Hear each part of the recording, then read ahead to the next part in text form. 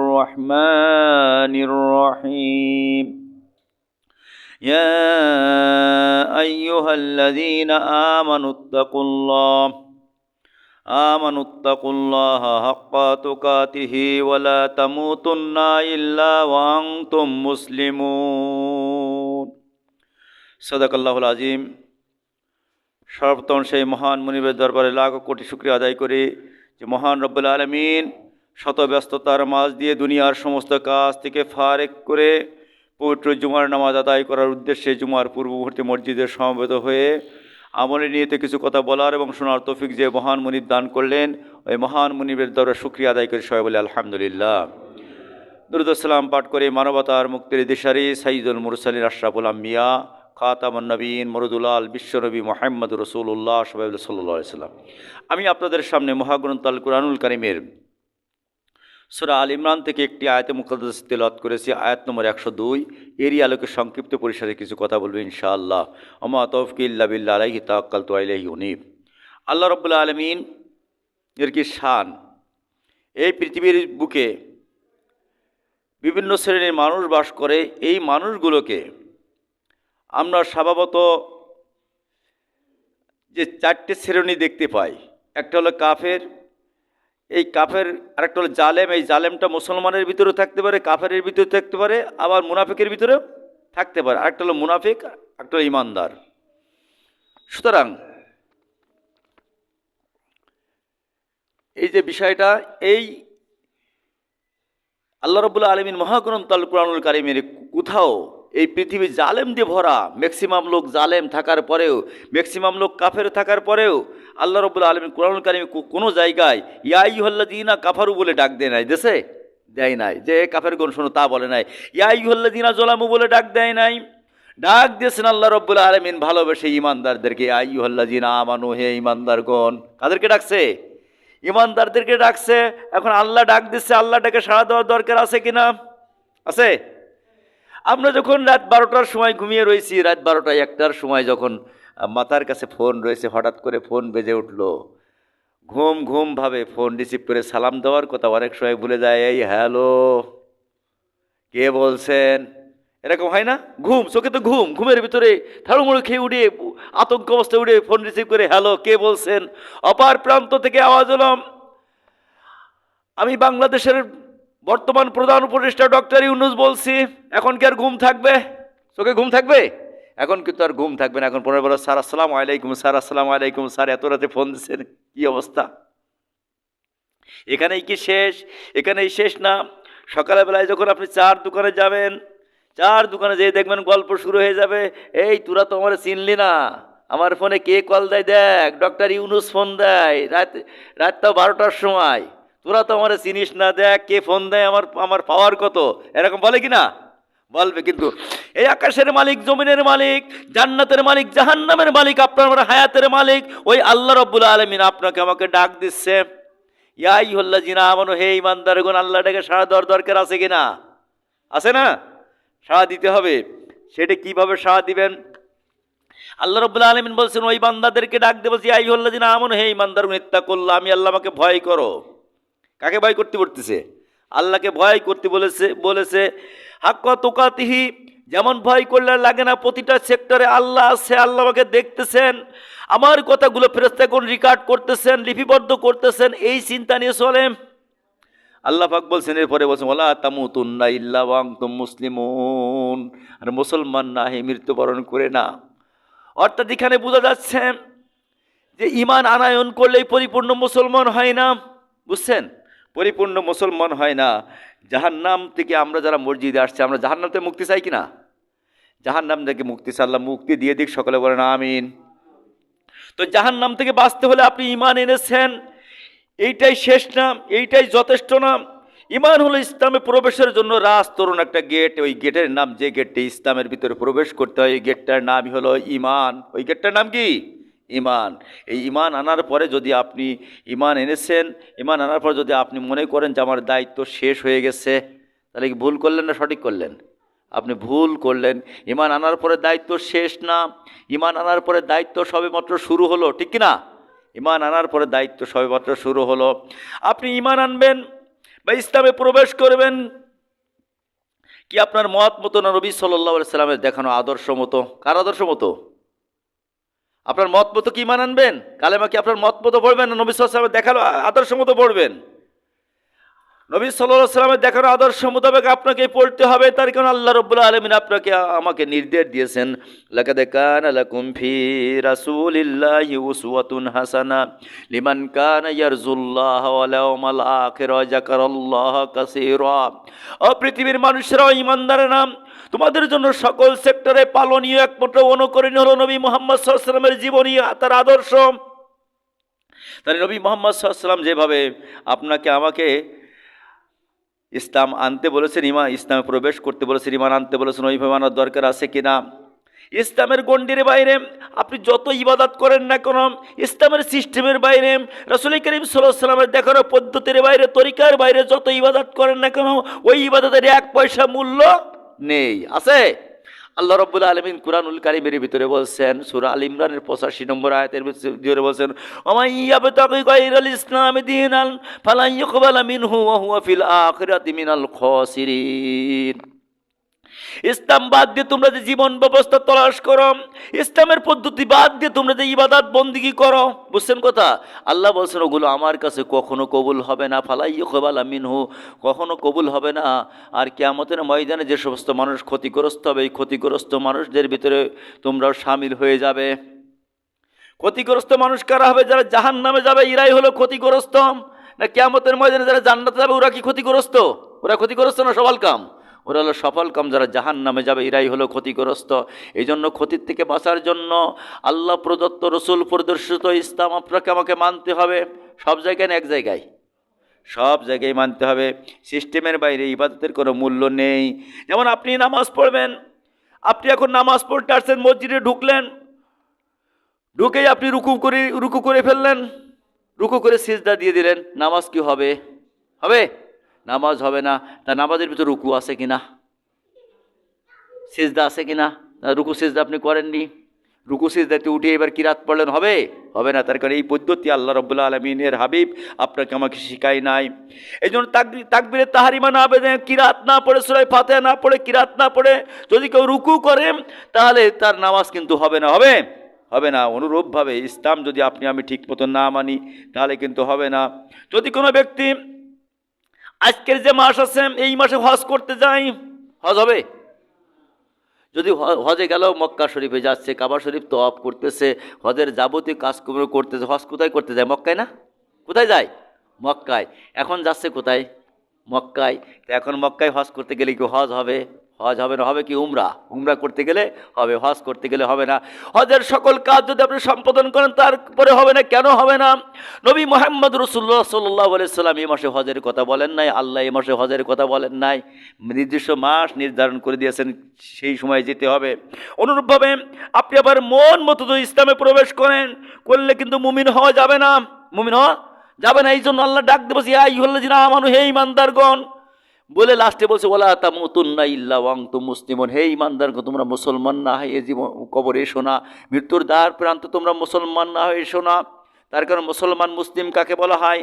মুসলিম হলো পরিপূর্ণ আল্লাহর কাছে স্যালেন্ডার করা, আত্মসমর্পণ করা, আত্মমজা নিজ সমর্পণ মানে সঁপে দেওয়া, নিজেকে আল্লাহর কাছে, আল্লাহর আইনের কাছে সঁপে দেওয়া। আল্লাহ রাব্বুল আলামিন বলছেন, কালামে পাকের ভিতরে বলছেন, যারা প্রকৃত মুসলমান হবে তাদের দায়িত্ব হবে, তাদের দায়িত্ব আমি কোরআনে বলে দিয়েছি, ইয়া আইয়ুহাল্লাযীনা আমানু দুখুলু ফিস সিলমি কাফা, ও ঈমানদারগণ, তোমরা ইসলামের ভিতরে পুরোপুরি প্রবেশ করো। এই ইসলামের ভিতরে যারা পুরোপুরি প্রবেশ করেছে, এরাই হলো মুসলমান। এরাই কি? পরিপূর্ণ মুসলমান। আল্লাহ রাব্বুল আলামিন কালামে পাকের ভিতরে অন্যত্রও বলেছেন এই কথা। এখন আমি যদি, আমার সামনে যে লোক আছে, এখানে যদি আপনি লক্ষ্য করেন, কেউ 30% ইসলামের ভিতরে প্রবেশ করিয়াছেন, কেউ 10%, কেউ 40%, কেউ 60% প্রবেশ করেছে। 100% ইসলামের ভিতরে প্রবেশ করা লোক খুব কম আছে। 100% ইসলামে প্রবেশ আপনি আমি করতে পারি নাই। না করার কারণে দেখবেন নামাজের কপালে নামাজের কালো দাগ পড়ে গেছে। অফিসার জামাতে নামাজ পড়িয়া সেই ঘুষ ছাড়া ফাইলে সই করে না, বুঝছেন? ঘুষ ছাড়া ফাইলে সই করে না। নামাজ পড়ে পড়ে কপালে কালো দাগ হয়ে গেছে। দোকানদার নামাজ পড়ে যায়, মালে ভেজাল দেয়, ওজনে কম দেয়। এরকম দু একজন আছে না দেশে? আছে কি না? দু একজন আছে। এই জন্য 5 ওয়াক্ত নামাজ পড়ে, দেখবেন 5 ওয়াক্ত নামাজ পড়ে, হজ করে, যাকাত দেয়, হালাল খায়, তাহাজ্জুদের নামাজ পড়ে, মসজিদে দান করে, বিভিন্ন প্রকার দান সৎকা করে। ওই ব্যক্তির কাছে ইসলাম পরিপূর্ণ না মানার কারণে ওই ব্যক্তির কাছে যদি আল্লাহর আইনের কথা বলা হয়, দেখবেন সাথে সাথে তার চেহারাটা কালো হয়ে যায়, তার চেহারাটা কালো হয়ে যায়। আমি নামাজ কালাম নিয়ে পড়ি আসছি, আবার আল্লাহর আইন, হুজুর আবার এই কথা বলবে কেন, আল্লাহর আইনের কথা বলবে কেন, হুজুর নামাজ কালামের কথা বলবে। যে কথা সমাজে চার দোকানে হয়, হুজুর রাজনৈতিক কথা বলে কেন, অন্য অন্য হুজুররা বলে, তা ওই রকম ওয়াজ করতে পারে না। বলবেন এই কথা যারা বলে এরা হলো মুনাফিক, এদের ঈমান নেই। ইসলাম পরিপূর্ণ মানা কার কার নির্দেশ? আল্লাহর নির্দেশ। এটাকে নফল না ফরজ? এটা হলো ফরজ। আল্লাহ রাব্বুল আলামিন সূরা ইউসুফের 40 নম্বর আয়াতের ভিতরে বলছেন, ইনিল হুকমু ইল্লা লিল্লাহ। আল্লাহ ছাড়া কারো বিধান দেওয়ার ক্ষমতা নেই। আল্লাহ ছাড়া কারো বিধান দেওয়ার ক্ষমতা আছে, কিন্তু আমাদের দেশ তো ব্রিটিশ বিধান দিয়ে বসিয়ে আছে, ব্রিটিশ আইন দিয়ে বসিয়ে আছে। ওই আইন নিয়েই তো আমরা সন্তুষ্ট আছি। ওই আইন যারা পালন করতে চায়, সমাজে বাস্তবায়ন করতে চায়, ওই আইনের পক্ষে যারা ভোট দেয়, ওই আইনের যারা প্রার্থী হয়, এদের কারো ঈমান নেই। কার কথা? আল্লাহর কথা। আল্লাহ বলছেন, এই জন্য আসুন সূরা আরাফের ভিতরে, সূরা আরাফের 54 নম্বর আয়াতের ভিতরে বলছে, আল্লাহ লাহুল খলক ওয়াল আমর। আল্লাহ বলছেন সাবধান, সৃষ্টি যার আইন চলবে তার। আইন চলতে বাংলাদেশে ইসলাম কি তা তো আমরা বেশিরভাগ মুসলমান জানি না। ইসলাম কি জানি? বেশিরভাগ মুসলমান জানি না। আমরা মনে করি ইসলাম মনে হয় নামাজ, রোজা, হজ, যাকাত বা অন্য অন্য যে ধর্ম আছে ওই রকম ধর্মের মতো একটা গতানুগতিক একটা ধর্ম নাম হলো ইসলাম। দেশে আরো ধর্ম আছে না, হিন্দু, বৌদ্ধ, খ্রিস্টান, বিভিন্ন প্রকার ধর্ম আছে কিনা? ওই রকম একটা গতানুগতিক ধর্মের নাম মনে হয় ইসলাম। এরকম কিছু? ইসলাম কি এরকম না, ইসলাম এরকম না। আপনি যদি হিন্দু ধর্মের দিকে তাকান, হিন্দু ধর্মের ভিতর দিক তাকান, ওরা 12 মাসে 13 পূজা করে। কি করে 12 মাসে 13 পূজা করে? একজন ব্রাহ্মণকে যদি জিজ্ঞাসা করেন, ভাই বলেন তো ঘুমাতে হয় কিভাবে? আপনার তো বাচ্চা কাছে 4-5টা, বলেন তো স্ত্রীর সহবাস করতে হয় কিভাবে? আপনি তো ফরজ গোসল কিভাবে বলতে? ও বলবে, ভাই এসব আমি কিছু জানি না, 12 মাসে 13 পূজা করি, ও গোসলের নিয়মটি আমার জানার দরকার নেই, কিন্তু আমার দায়িত্ব হলো মূর্তির কাছে যাব, মূর্তির মাথায় হাত দেবার বলে দিবা এবং দর্শন দিবং শিষ্য শাখার সমন্বিত ভবনী স্বর্ণ দিবানি জন কৃষ্ণ সাম্য বিবর্ধী নবং। বাস আমার দায়িত্ব শেষ। এই হং ফং হইয়া আমার দায়িত্ব শেষ, ও সব আমার দরকার নাই। কিন্তু মুসলমানের মসজিদ ঢুকার সিস্টেম আছে কিনা? আছে না? বাথরুমে যাওয়ার সিস্টেম আছে কিনা? স্ত্রীর কাছে যাওয়ার সিস্টেম আছে কিনা? উজুর সিস্টেম আছে কিনা?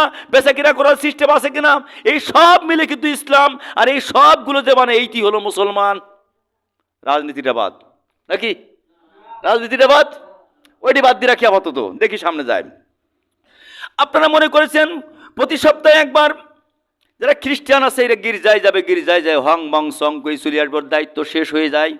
প্রতি শনিবারে একবার সিনেগগে যে ইহুদিরা যাবে, ওদের দায়িত্ব শেষ হয়ে যাবে। প্রতি সপ্তাহে একবার পেকোড়ায় যাবে বৌদ্ধরা, ওদের দায়িত্ব শেষ। আর বাকি জীবন তাদের মন মতন চলবে।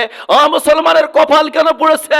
মুসলমানেরাও এইরকম আজকেরাম ওই ইহুদি খ্রিস্টান নাসারাদের মতো 5 ওয়াক্ত নামাজে ইসলামের দায়িত্ব পালন করে, রোজা ইসলামের দায়িত্ব পালন করে, ইসলামের বিধান মোতাবেক চলে, হজ ইসলামের বিধান মোতাবেক চলে। রাজনৈতিক, পারিবারিক, সামাজিক, আন্তর্জাতিক জীবনে ইসলাম মানে না, ওই কায়দায় চলে। ওরা যেমন ইহুদি খ্রিস্টান নাসারা যেমন তারা সপ্তাহে একবার তাদের উপাসনালয়ে যায়, অং বং সং কই চলে আসে, ওদের দায়িত্ব শেষ হয়ে যায়। আমরাও মনে করছি 5 ওয়াক্ত নামাজ পড়বো, নামাজ পড়ে আমার দায়িত্ব শেষ। তাই কি না? 5 ওয়াক্ত নামাজ পড়ে দায়িত্ব শেষ না, 5 ওয়াক্ত নামাজ পড়ে দায়িত্ব সবেমাত্র শুরু। সবেমাত্র কি শুরু? নামাজে বলেছে ইয়াকা না'বুদু ওয়া ইয়াকা নাস্তাইন। আল্লাহ তোমারই গোলামি করি, তোমারই কাছে সাহায্য চাই। কার গোলামি? আল্লাহর গোলামি করি। এখন ভোট দিতে যাব, নামাজ পড়ি, এবার জোহরের নামাজ পড়ি, পাইলটের সেন্টারে ভোট দিতে যাব। কোথায়? পাইলটের সেন্টারে 12 তারিখে ভোট দিতে যাবো, 12ই ফেব্রুয়ারি যাই। এই যে নেতা নামাজ পড়ে না, যে নেতা কোরআনের রাজ চাই না, যে নেতা ব্রিটিশ আইন প্রতিষ্ঠা করতে চায়, ওই নেতাকে ভোট দেব। তাহলে আমার ওই ইহুদি খ্রিস্টান বৌদ্ধদের ওই যে হং বং সং সপ্তাহে একদিন বললো, ওদের ভিতরে আমার ভিতরে পার্থক্য কি? আমি তো নামাজে বলেছি ইয়াকা না'বুদু, আল্লাহ তোমারই গোলামি করে। গোলামি হচ্ছে? হ্যাঁ, মুসলমানের গোলামি হচ্ছে?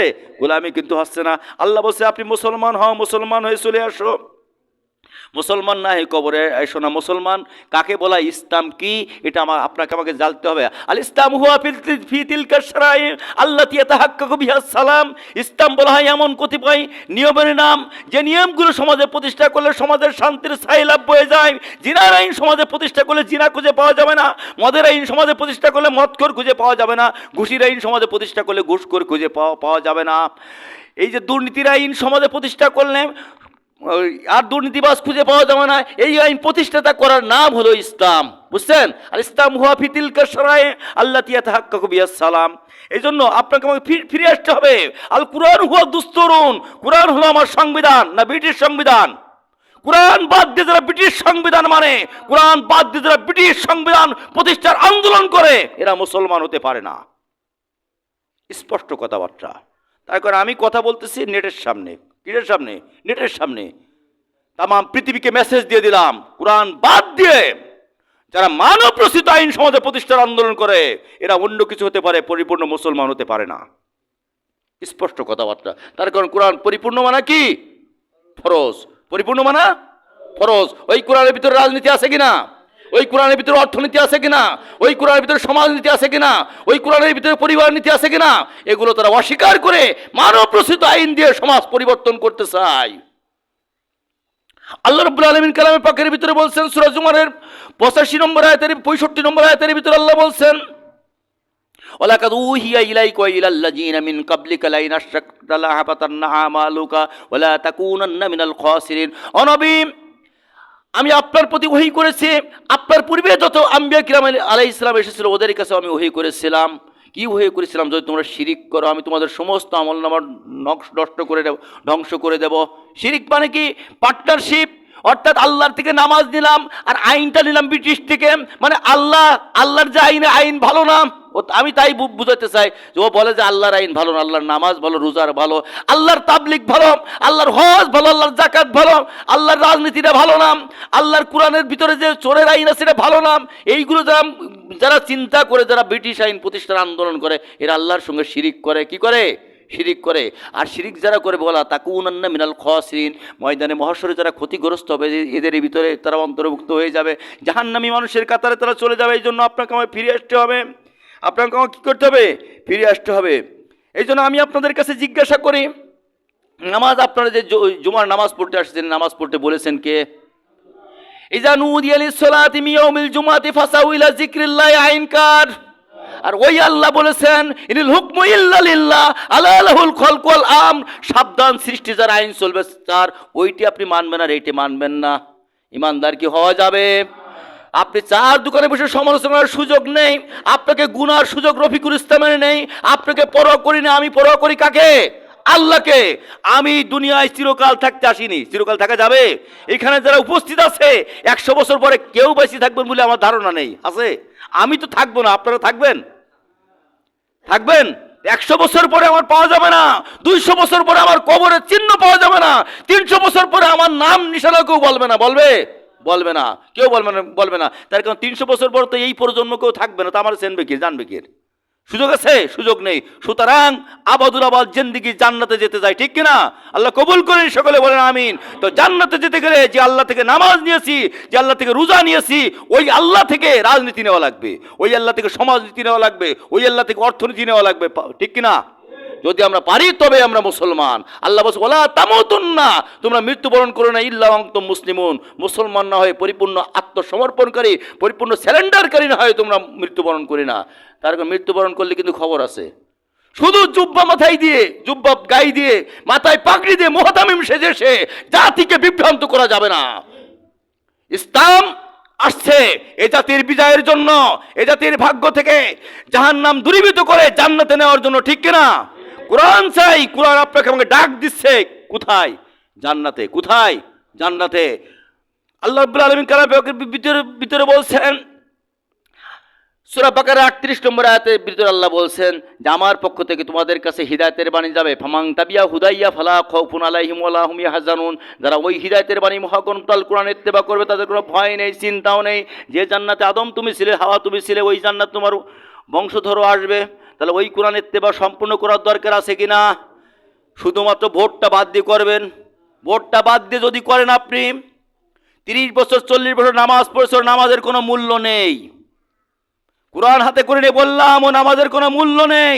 শুধুমাত্র রফিকুল ইসলামকে মানেন আপনার, মসজিদের ইমাম, রাষ্ট্রের ইমাম হুজুরদেরকে মানবেন না, আপনার নামাজের কোনো মূল্য নেই। তার কারণ নামাজের ভিতরে আপনি বলে যাচ্ছেন সময় শেষ হয়ে গেছে, নামাজের ভিতরে আপনি বলে যাচ্ছেন অনাত্রুকু মাইয়া ফুজুরুক, আল্লাহ যারা প্রকাশ্য গুনাহ করে এদের সঙ্গে আমার সম্পর্ক নেই, এদের সঙ্গে আমার সম্পর্ক নেই। বেতনের নামাজে পড়েন না। আর বাইরে যে যারা ব্রিটিশ আইন সমাজে প্রতিষ্ঠা করতে চায়, যারা কোরআন বিরোধী আইন প্রতিষ্ঠা করতে চায়, তাদের সঙ্গে আপনি সম্পর্ক করে ভোট দিয়ে দিলেন। মানে এখানে একটা বললেন আর ওখানে করলেন রাখতে রে, কি বলে মুনাফিক। মুনাফিক কোথায় যাবে? জান্নাতুল ফেরদাউসে কোথায় যাবে? জাহান্নামে যাবে। ইন্নাল মুনাফিকিনা ফিদ দারকিল আসফালি মিনান নার, মুনাফিকের স্থান হবে জাহান্নামের সব থেকে নিম্ন স্তরে। সব থেকে কোথায়? নিম্ন স্তরে। জাহান্নামে যেতে চান না? আল্লাহ কবুল করে নিক, সকলে বলেন আমিন। জাহান্নাম থেকে আমাদের পরিত্রাণ দান করুন। এই জন্য জাহান্নাম থেকে পরিত্রাণের জন্যই আপনাকে আমাকে যোগ্য নেতা বাছাই করতে হবে। ইয়াউমা নাদু কুল্লা উনাসিম বিইমামিহিম, ময়দানে মহাশরে সূরা বনী ইসরাঈলের ভিতরে আল্লাহ বলছেন ময়দানে মহাশরে নেতা সহ ডাকবে। ওই নেতা সহ যদি ডাকে, যে নেতা ব্রিটিশ আইন সমাজে প্রতিষ্ঠা করতে চায়, যে নেতা কোরআন বিরোধী আইন প্রতিষ্ঠা করতে চায়, ওর সঙ্গে গেলে কি জান্নাত হবেন? তো হবে। এই জন্য ফিরে আসতে হবে আপনাকে আমাকে। কোন পথে? জান্নাতের পথে। কোন পথে? জান্নাতের পথে। নবী মুহাম্মদ সাল্লাল্লাহু আলাইহি ওয়াসাল্লাম দেখানো পথে। পারবো তো ইনশাআল্লাহ? আল্লাহ কবুল করেন, সকলে বলেন আমিন। যে কথাগুলো বললাম আল্লাহ রাব্বুল আলামিন আমি সহ আমাদের সকলের বাস্তব জীবনে আমল করার তৌফিক দান, সকলে বলেন আমিন। আমা তৌফিক ইল্লা বিল্লাহ। আসসালামু আলাইকুম।